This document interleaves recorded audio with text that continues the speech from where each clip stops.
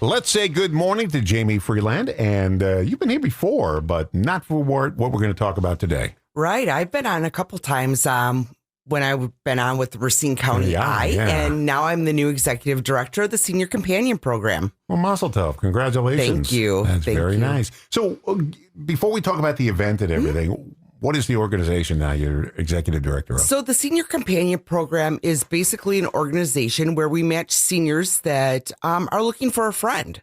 It's simple as that. We don't provide any health care. We don't provide any running around, cleaning or errands or respite, just strictly friendship.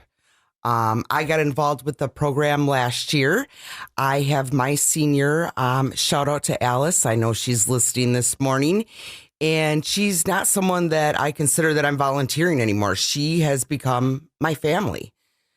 She's taught me so much. She brings me so much joy. We are so close. And I get to spend an hour a week. I can spend more time, but we ask that our volunteers to give up an hour of their time to visit the senior. And now you can visit them anywhere.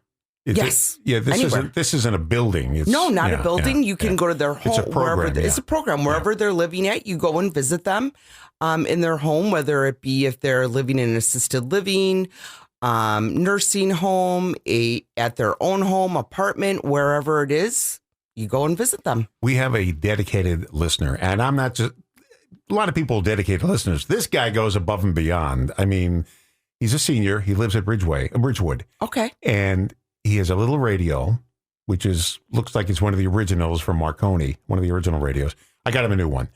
He knows the entire history of this radio. He knows all 100 years of it. Oh, wow. He knows everything. He listens every single day. His name is John.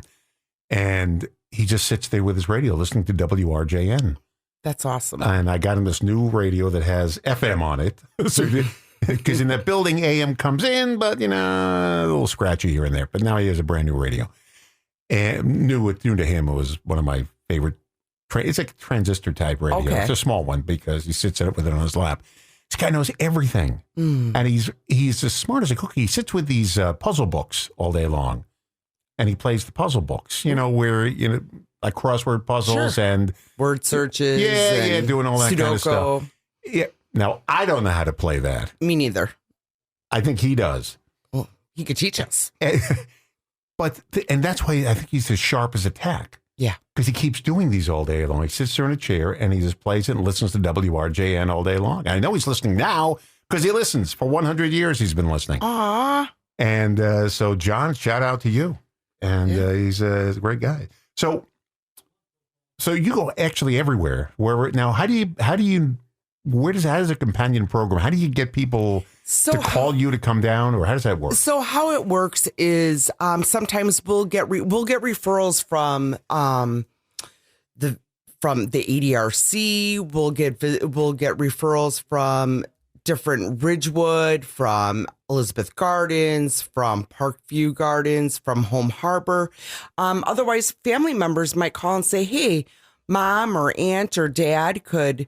They're lonely and they could use somebody to talk to. And we do background checks on all of our volunteers so that the families know that their loved one is going to be safe. We'll do the background check. And then we like to match our seniors and our companions with someone that has an interest in mind, whether it be playing cards or just talking or listening to music. Maybe it's baking or knitting or whatever it is. We try and match them. And, it just typically goes off from there and they form a nice, deep connection or friendship. That's kind of neat. Mm-hmm. It's hard to talk about this sometimes, but a lot of seniors don't have anybody left in the world. My mother, when my father passed away, she had me and my brother and she had a family, but all her friends were gone. She was 92, so her friends were all gone. Right. Every friend she ever had in the world was gone. Right. Now she had us family, but families stink sometimes. Right. They do. No. I brought my mother here. She moved from New York to Florida, back to New York when my father started to get Alzheimer's. Mm-hmm. And after a while, she said, I can't do it out here anymore. So I said, you come to Wisconsin, come to Racine, Lake Oaks over here. Okay. And it was great for them for about 8 years over there. My brother moved to Kenosha. If you would have told me 3 of us from the East Coast would be living in Racine, Wisconsin or Kenosha, I would say, you're crazy. Right. But I had to bring her here, and luckily, my wife took her out to different things all over town. She took her to the Parade of Homes. I took her to the State Fair one year. I'll show you a picture of her during the break when she's on the sky ride with me, kicking her feet and everything on the sky ride. The only thing is they had to stop the ride for her to get off and on. She's 92 years old. Course, I mean, she could hop on. But she loved it, and she walked around. And then I got her a wheelchair to kind of, so she could push me around. Yeah.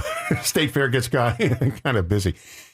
So that's great because a lot of people don't have family anymore. And a lot of people don't have family that cares anymore. That's the sad part sometimes. Exactly. When your family just doesn't care about you. So how I really got into this is my grandmother, 91 years old, Darlene, she lived up in Wisconsin Rapids, and the majority of our family lived down here in southeastern Wisconsin. And so she was lonely, and she would say to me, she goes, Jamie, sometimes the only person I get to see or talk to in a day is my Meals on Wheels driver. And that really hit me. That was like, wow. So I became a Meals on Wheels driver. I delivered Meals on Wheels for the ADRC on Tuesdays. And then I enjoyed it so much. Going to see my seniors, a smile, a quick hello. How are you doing? And I would see the joy in their face, their eyes light up just because someone gave them a couple minutes of time. And I thought, well, what more can I do? Because that really stuck with me. And I got involved with the Senior Companion Program, and I had a volunteer. And now I'm the executive director, and I couldn't be more thrilled, honored, and blessed. I got to finally find out what I want to be when I grow up. Yeah, you're doing something. Good for you. You're doing something productive with your life. Most people do. Yes. Even if you work in a store or something, you're doing something productive. You're serving people, you're getting what they need for them and everything. So that's great. Yeah. I think it's great. All right. We got Jamie Freeland here. Jamie she works with Racine County Eye as well. Yes. But now she is also the executive director of the Senior Companion Program. How do you get the funding for that? How do you get your money? So how we are funded is because this is a no cost program to our seniors and obviously to our volunteers. We are funded through grants, donations, and fundraisers. Okay. So we're having a big fundraiser on August 15th. Now, this is no pun intended, and I just thought of it. It's right up my alley because I really did. I wasn't going to say it, and then I thought, I better not say that. I sound like an idiot. It's bowling. It's a bowling tournament. It is. It's a bowling fundraiser. Yeah. It is going to be August 15th down at the Lanes in Angry Brothers Pub. That's right on Washington Avenue here in Racine. It's going to be from 4 to 6:30. Cost is $20. You get bowling, your bowling rental shoes, you get pizza, soda, and dessert, all for $20. Are you going to use the bumper buddies? Yes, I am, because I am not a good bowler. So we get the bumpers as well. I can't bowl with bumpers. Now, I told you when you on the phone, when I was 9 years old, my mom signed me up for the Police Boys Club to keep me out of trouble. Me and my brother and some kids in the neighborhood signed up too. It's a good way so you don't go doing stupid things. So right. The Police Boys Club. And you could sign up for any one of their programs. We signed up for bowling. So every Saturday morning for 4 years, we did bowling every Saturday except for the summer. And I became a good bowler. At age 9, I had a 140 average. That's awesome. For 9 years old, yeah. I had one problem, though. I didn't wear glasses at the time. And I didn't know that you can see individual pins down the alley. So I would look there and I see just blur, a white line at the end of the alley. I know, aim for the middle. And then when I got glasses, when I was in 6th grade, I was now, 12 years old, 11 years old. I saw individual pins for the first time. And now I was aiming for the right spot. And I said, whoa, and people said, well, didn't you know? I said, no, I didn't know. You didn't know. This is what it looked like to me. I thought everybody sees it like me. And so my average didn't go up when I saw the pins. I thought maybe it was going to go up. No, you would think so, but maybe you should have taken them off. It was better when I just saw a blur white at the end of the alley. But we had a great time. I love bowling. The bowling ball I use now was made by a friend of mine who worked at Sears or JCPenney. And this is when they made bowling balls there. This is back in the 70s. He made me a bowling ball. And he made it so well, I still use it to this day. The same bowling ball because it was so good. It's just, it's the magic bowling ball. It's like a magic 8 ball. Mm-hmm. And so I still use the same one today. I wish it was 16 pounds. I think it's 14 or 15. I wish I had a heavier ball for it. but it's so good that I haven't changed it since the 70s. That's amazing. Yeah, Is this the only bowling ball you have? Yeah. Oh, I know some people have, like, my dad's one of them. He's got about a dozen of them. I'm like, really? Well, one ball to do this and one to do that. Well, but it's a rubber one. It's not a plastic one. It's a rubber one. The shoes inside, I put them on one day. I hadn't worn them in years, and the bottoms fell out. Oh. There was no bottom. I had to throw those out. But I grew up bowling. It's a great family sport. It is. It's a lot of fun. My dad bowled all the time. Elmwood Plaza. I think it was Paradise Lanes back in the day before it was the Lanes. Now he's he'll bowl out in Union Grove at Old Settlers. So we were brought up bowling, and I'm not good at it at all. I'm lucky if I hit 100. So this is just a friendly, fun day out. No competition. Oh, there's competition. There's plenty of competition. You may not see it, but there's competition. They'll be fun. All in fun, though. There's actually a bowling alley right on Main Street. Oh, there is. Inside Rhino Bar? The Rhino Bar. Yeah. There's a 2-lane bowling alley in there. Yeah. Downstairs, right? No, it's upstairs. Oh, it's upstairs. Yeah. Okay. You can see right from the window. Oh, neat. 2-lane bowling alley. Neat. A lot of people don't know it's there. Well, there used to be one on Elmwood Plaza downstairs. Yeah. So in Milwaukee, too, a friend of mine took me on a tour of Milwaukee, Rod Lancer. He was a guy who came up with Summerfest. He started that. And he took me on a tour of Milwaukee with my parents one day. And he showed us this bar in Milwaukee. It was 2-lane. It wasn't automatic. We had pin setters in there. And he said whenever the pro bowlers came to town, they had to play there.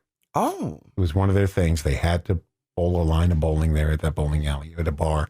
Okay. I forget the name of the place. It'll come to me as soon as you leave, I'm sure. I know there was one on the south side called Kaz's Bowling. No, that's not it. It was a small one. I remember going as a kid. We went. Bars used to have bowling alleys in them. And they weren't automatic. They had pin setters. My dad was a pin setter when he was a kid, yeah. Okay. Duck pin bowling. Yes, duck pin bowling. I like duck pin bowling.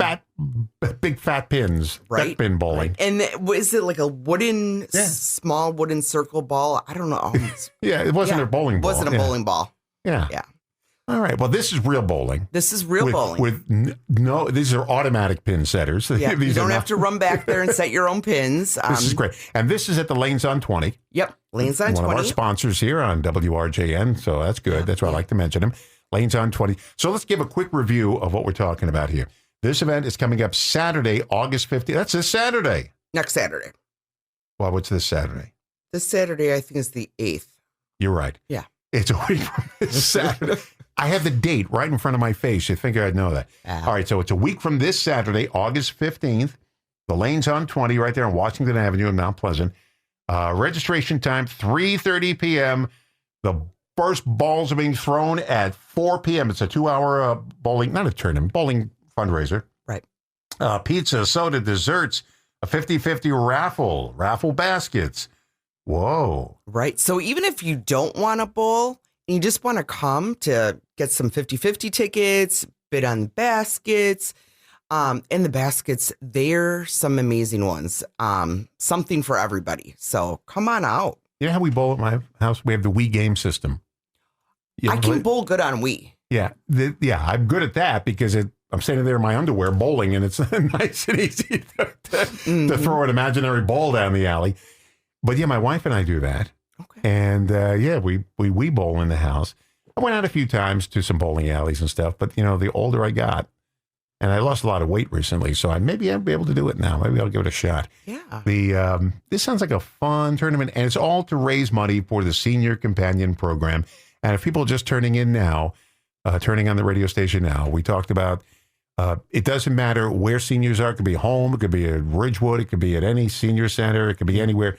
You'll come to visit. Now, how do they get a hold of you? So all they have to do is they can look us up online at seniorcompanionprogram.org, or they could call our office at 262-898-1941.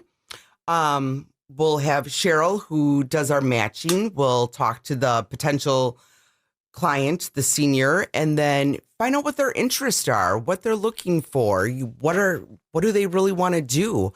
And then we'll match them up with a volunteer that has similar interest. And it's like magic. Your friendship happens. See, I'm a different kind of person. And my mother used to say this to me all the time growing up. Don't you want to go out and play with the kids? And I had friends. We had we had a 6-pack of friends we always hung with. It was the same 6 kids all day long. Every once in a while, it was, I don't want to go out today. I want to sit alone and just be alone. Now, this is before, yeah, TV, but didn't have cable or anything. And I'd sit alone and just either listen to my radio or just lay in bed and read whatever I was doing. And she said, don't you want to be with your friends today? No, I'm tired of them. I'm with them all the time. I want a little break from them. Mm-hmm. And so I'm one of these people that likes a break every once in a while. But our 6-pack of friends, we used to call them, we always hung around together. But after a while, I want a little quiet time. Sure. And I understand how people want that. Now, I don't want quiet time 365 days a year. Now I do. Back then I did. Right. But and that's so good that, somebody's sitting there alone. They don't have family visiting them. They don't have friends, but they got you. They have us. How many people you got?